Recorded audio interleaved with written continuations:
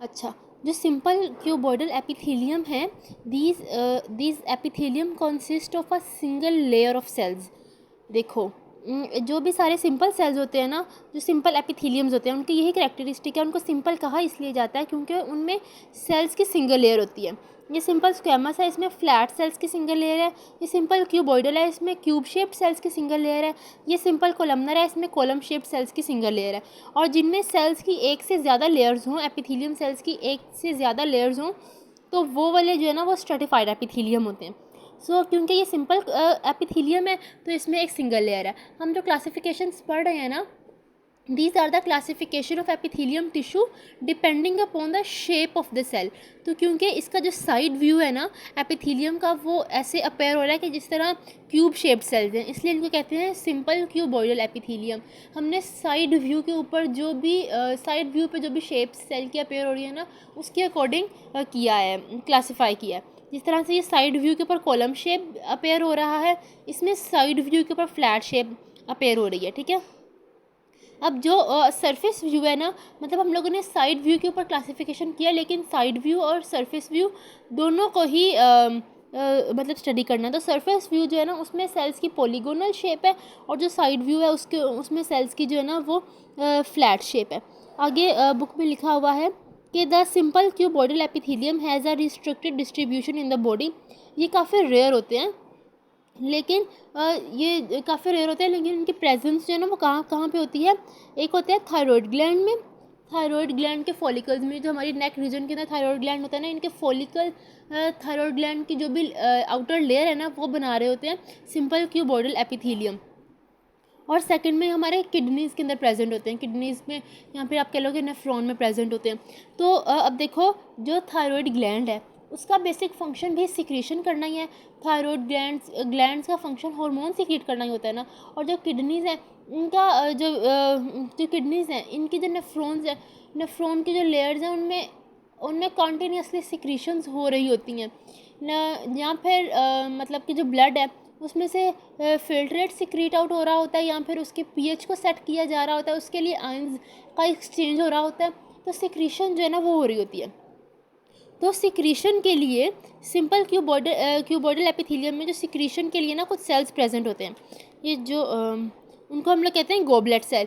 Goblet cell को sir ने ये भी कहा था कि goblet cells are the goblet cell, क्योंकि सिर्फ एक सिंगल सेल होता है ना, और वो सिक्रीशन कर रहा होता है।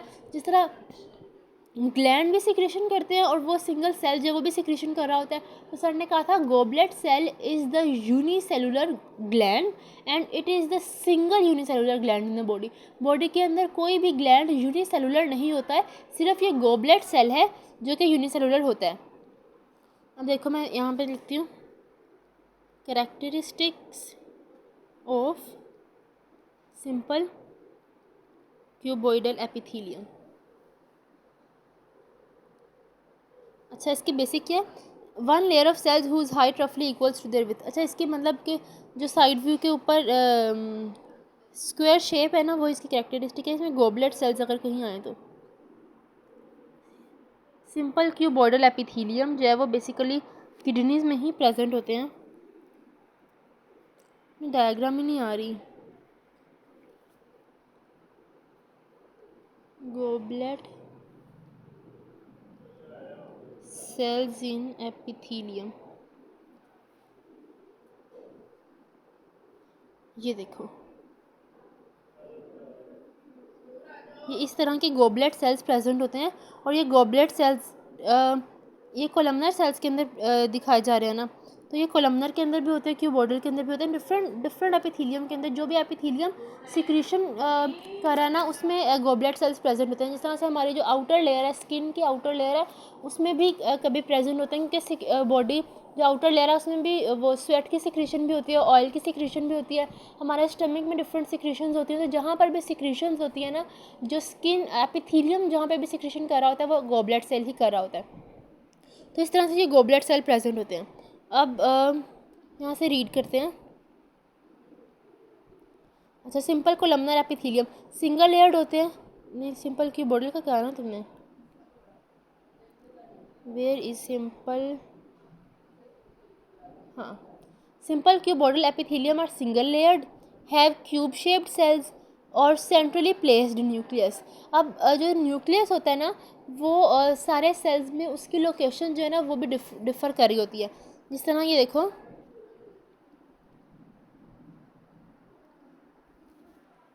एपिथेलियम सेल्स, हाँ ये देख लो, सिंपल वाले के देखो ना, अच्छा ये देख लो, सिंपल क्यूबॉइडल के अंदर जो है ना वो बिल्कुल सेंट्रली प्लेस्ड न्यूक्लियस होता है। इसके अलावा अगर कोई सिंपल है, सिंपल कोलमनर के अंदर टूवर्ड्स द बेसल होता है, टूवर्ड्स द बेसल लाइन या टूवर्ड्स द बेस कह लो, ठीक है। और सिंपल स्क्वेमस के अंदर जो है ना वो भी सेंट्रली प्लेस्ड फ्लैट सेल होता है। क्या हो गया, अच्छा अगला पॉइंट क्या है, all cells rest on the basement membrane supported by the connective tissue.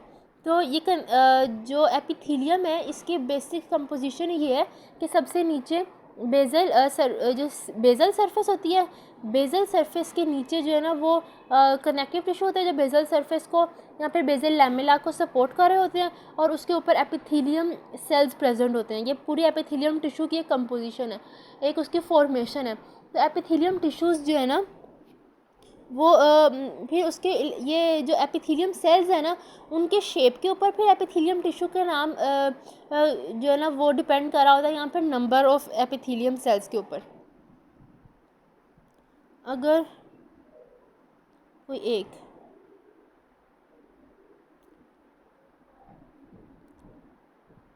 Connective tissues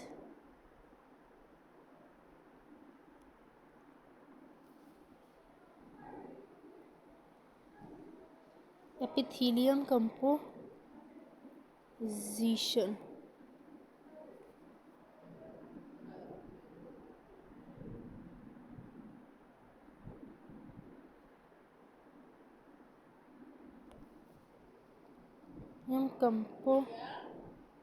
हाँ जी, मामा जी, हाँ जी खाई थी।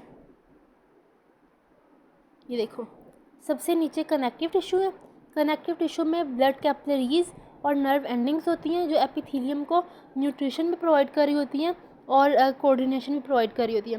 फिर उसके बाद ये दरमियान में ये बेसल लैमेला होती है, ये बारीक सी होती है, ये देखो ये नीचे कनेक्टिव टिश्यू और ये दरमियान में बेसल लैमेला और उसके ऊपर एपिथेलियम के जो सेल्स हैं वो प्रेजेंट होते हैं, ठीक है। अब नेक्स्ट कैरेक्टरिस्टिक फीचर है सेल सरफेस मॉडिफिकेशन में अकर इन विच न्यूक्लियस क्या लिखा हुआ है, in wild nucleus in the form of cilia और in the form of integral protein channels, ठीक है। हाँ देखो सिंपल क्यूबॉइडल एपिथेलियम जो हैं वो थायरॉइड ग्लैंड्स के अंदर प्रेजेंट होते हैं और नेफ्रॉन्स में प्रेजेंट होते हैं ना, तो यहाँ पे सिक्रीशन हो रही होती है। तो जब गोबलेट सेल्स ने सिक्रीशन कर दी, सिक्रीशन डिफरेंट ग्लैंड हार्मोन्स की सिक्रीशन की, डिफरेंट कोई भी फ्लूइड की सिक्रीशन की, तो कोई सीलिया तो उसके ऊपर प्रेजेंट होंगे ना, वो सीलिया उन सिक्रीशंस को मूव करने के अंदर हेल्प कर रहे होंगे। देखो ciliated modification of simple cuboidal epithelium, उसकी ये इस तरह से एपिकल सरफेस के ऊपर सीलिया प्रेजेंट होते हैं,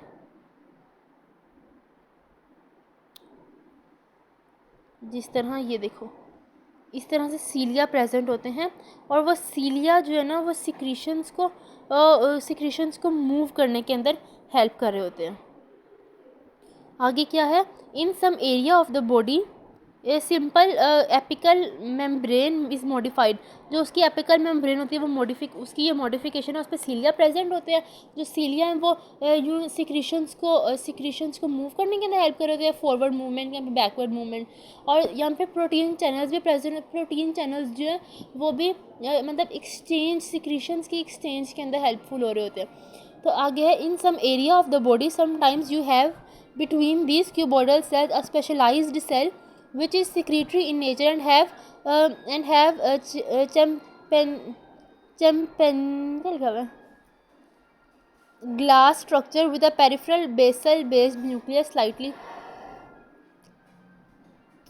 तो ये वो लिखा हुआ है ना उसका गोबलेट सेल का, इन के जो सिक्रीटरी सेल्स समटाइम्स प्रेजेंट होते हैं क्यूबोइडल सेल्स के दरमियान, और वो सिक्रीटरी सेल्स जो है उनको हम लोग गोबलेट सेल्स कहते हैं। उनका स्ट्रक्चर जो है वो ग्लास शेप्ड होता है जिस तरह। In our body we have so many glands. Every gland is multicellular, and the chimpanzee structure is also a gland, and this is only gland in the body which is unicellular. This is known as goblet cell. The simple cuboidal epithelium either involved in the transportation process responsible for thick secretion. जो transportation है वो हो रही होती है उसकी help से, सीलिया की हेल्प से या फिर प्रोटीन चैनल्स की हेल्प से, और जो सिक्रीशन है वो हो रही होती है गोबलेट सेल्स की हेल्प से। और जो सिंपल क्यूबोइडल एपिथेलियम है इनके दो ही करेक्टरिस्टिक फंक्शन है, number 1 secretion and number 2 transportation. और फॉर एग्जांपल नेफ्रॉन में प्रेजेंट होते हैं, थायरॉयड फॉलिकल्स में प्रेजेंट होते हैं pigmented layer of retina. Retina की जो पिगमेंटेड लेयर है उसमें भी होते हैं, तो वो वहाँ पे सिक्रीशंस मतलब आंसू किसी डस्ट पार्टिकल की वजह से कभी आंसू वगैरह आ जाए तो वो सिक्रीशन के अंदर काउंट हो रहा होता है। और germinal layer of epithelium, germinal layer of ovaries, हाँ तो वहाँ पे भी तो सिक्रीशन होती है ना उसकी सेल्स की, एग सेल्स की सिक्रीशन होती है।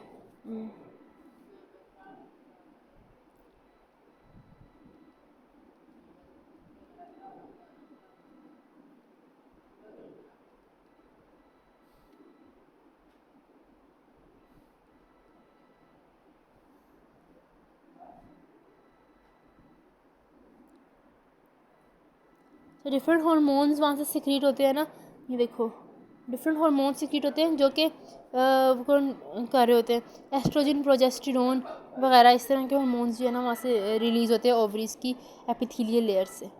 ठीक है।